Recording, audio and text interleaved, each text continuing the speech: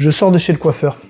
Vous voyez pas ma coupe là? Beau gosse, non? Non. On rentre tout de suite dans le vif du sujet de ce top 10 des explorateurs disparus, c'est parti. En juillet 2018, 2 adolescents de la ville de Northampton ont décidé d'aller visiter leur ville, mais dans les sous-sols. Tels des tortues ninja et au terme d'une exploration urbaine des égouts, ils se sont retrouvés perdus dans le réseau labyrinthique de Northampton, connu pour sa complexité. Les 2 ados se sont retrouvés coincés dans ce que l'on surnomme alors les grottes. Après avoir été perdus pendant plusieurs heures, ils ont été sauvés par une équipe de secours. Qui a pu localiser et analyser leurs déplacements et ainsi les aider à s'extirper des couloirs du sous-sol. La mauvaise nouvelle, c'est que ça chenoufait un petit peu le fennec enrhumé. Vous n'avez jamais senti le fennec enrhumé? Laissez tomber. En 9e position, nous avons le spéléologue Eric Establi, donc plongeur connu pour ses explorations de grottes. Il avait 45 ans. Fin 2010, il avait pour mission de réaliser un relevé topographique d'une grotte à la Bastide de Virac, en Ardèche. Malheureusement, Eric a disparu pendant près d'1 semaine. Une équipe de secours de plongeurs est partie à sa recherche, espérant le retrouver vivant. Un expert a rapporté qu'il aurait pu survivre au moins 15 jours s'il avait eu suffisamment d'air. Malheureusement, Eric s'est noyé. Son corps a été retrouvé mais n'a pas pu être remonté à la surface. Alors que s'est-il passé? S'est-il perdu? Est-ce qu'il a eu des difficultés à retrouver son chemin? Personne ne sait. En 8e position, voici la malheureuse aventure de 3 explorateurs belges âgés de 30 à 40 ans. Qui se sont aventurés en 2019 dans les boyaux de la grotte Rubicera Mortero Astrana en Espagne. En explorant le sous-sol, ils ont perdu tous leurs repères. Et ont fini complètement désorientés. Après plus de 12 heures de disparition, les autorités ont été alertées et des spéléologues spécialisés ont été appelés en renfort pour les retrouver. Alors les archives ne donnent aucune indication supplémentaire, donc je ne suis pas en mesure de vous dire s'ils ont été retrouvés ou secourus. Passons maintenant au numéro 7 avec ce groupe d'explorateurs qui s'est égaré dans une mine de Wiltshire en Angleterre, alors dans des circonstances, vous allez voir, plutôt pas banales. En effet, les tunnels de la mine font une trentaine de mètres de profondeur, et après les avoir explorés pendant plusieurs heures, les explorateurs ont réalisé qu'ils s'étaient perdus.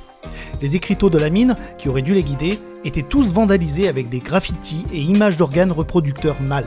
Bon, vous avez compris, je vais pas vous faire un dessin. Donc ils se sont paumés pendant près d'1 journée et ont pu approcher une zone où on pouvait choper les ondes des téléphones portables. C'est comme ça qu'ils ont pu être secourus. Continuons avec le numéro 6 avec les explorateurs des catacombes de Paris. Les catacombes de Paris avec ces kilomètres de tunnels sous la capitale. Au XVIIIe siècle, les catacombes ont été créées pour accueillir les morts alors que les cimetières parisiens étaient pleins. Les morts ont été enterrés dans des tunnels souterrains. Donc imaginez-vous, c'est très complexe, c'est très facile de s'y perdre.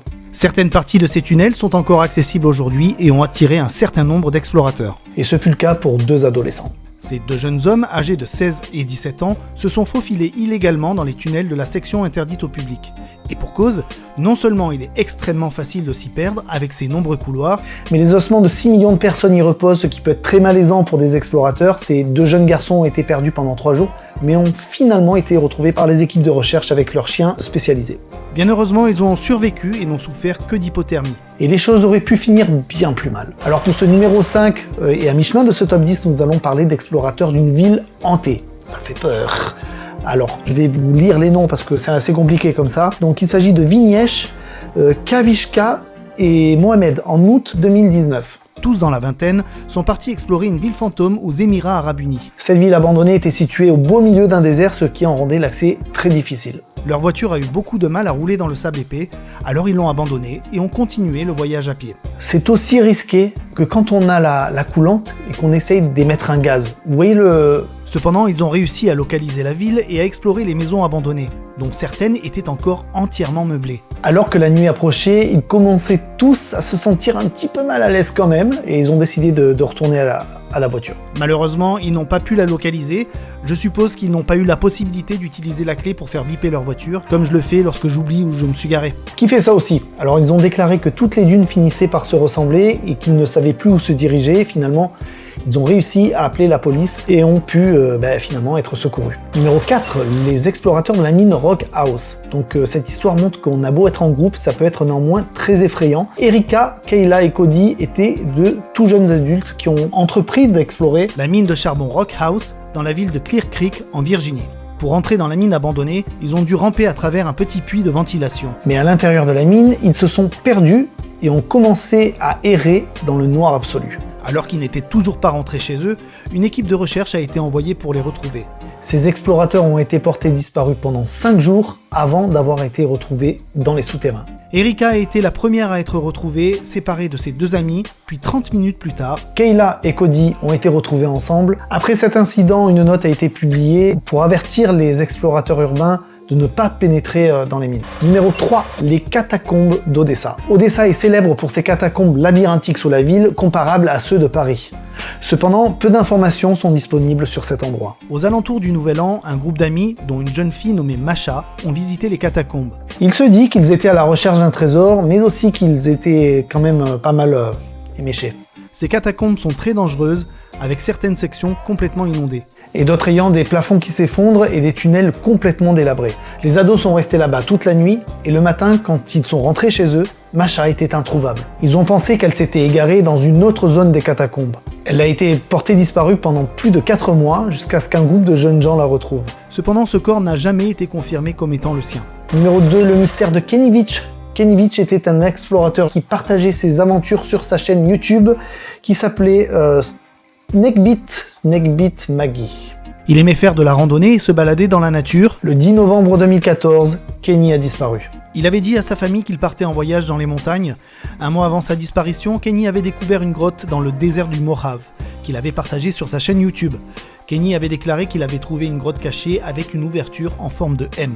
Il était reconnu pour l'exploration des grottes, mais malgré cela, lorsqu'il est rentré à l'intérieur, il a ressenti des vibrations très étranges. Il prétendait que c'était l'une des choses les plus bizarres qui ne lui soit jamais arrivée. Mais malgré cela, Kenny était très intrigué et tenait absolument à visiter cette grotte. Lorsqu'il s'y est engouffré, c'est la dernière fois qu'il a donné signe de vie. Le désert est si vaste et rempli de grottes qu'il était difficile de savoir de quelle cavité Kenny faisait mention dans sa vidéo. En conséquence, les équipes de recherche n'ont jamais pu le localiser. La disparition de Kenny reste un énorme mystère.